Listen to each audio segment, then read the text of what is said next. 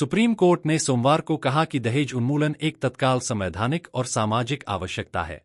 अदालत ने यह भी टिप्पणी की कि दहेज से जुड़े मौजूदा कानून एक ओर जहां अप्रभावी साबित हो रहे हैं, वहीं दूसरी ओर उनके दुरुपयोग के मामले भी सामने आ रहे हैं, जबकि दहेज की कुप्रथा बड़े पैमाने पर अब भी बनी हुई है। जस्टिस संजय करोल और जस्टिस एन कोटेश्वर सिंह की पीठ ने इस सामाजिक बुराई से निपटने के लिए सभी पक्षों के एकजुट प्रयास की जरूरत पर जोर दिया।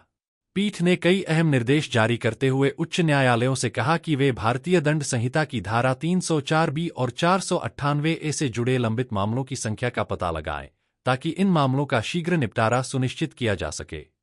अदालत दहेज हत्या से जुड़े 24 साल पुराने एक मामले में फैसला सुना रही थी।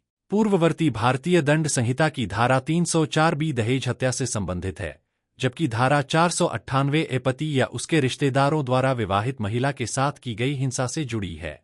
सुप्रीम कोर्ट ने केंद्र और राज्य सरकारों को निर्देश दिया कि वे सभी स्तरों पर शैक्षिक पाठ्यक्रमों में आवश्यक बदलावों पर विचार करें, ताकि आने वाली पीढ़ियों को दहेज की कुप्रथा और इसे त्यागने की आवश्यकता के बारे में जागरूक किया जा सके।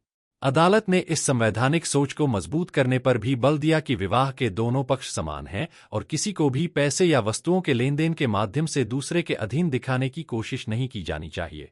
पीठ ने यह भी स्पष्ट किया कि दहेज की समस्या केवल हिंदू समाज तक सीमित नहीं है, बल्कि विभिन्न धर्मों को मानने वाले अन्य समुदायों में भी यह प्रथा पाई जाती है। अदालत ने कहा कि जहां एक ओर कानूनों की अप्रभाविता के कारण दहेज की कुप्रथा जारी है, वहीं दूसरी ओर दहेज निषेध अधिनियम और आईपीसी की धारा 498A का उपयोग कुछ मामलों में गुप्त या गलत उद्देश्यों के लिए भी किया गया है। इन दोनों स्थितियों के कारण न्यायिक तनाव उत्पन्न हो रहा है, जिसका तत्काल समाधान आवश्यक है।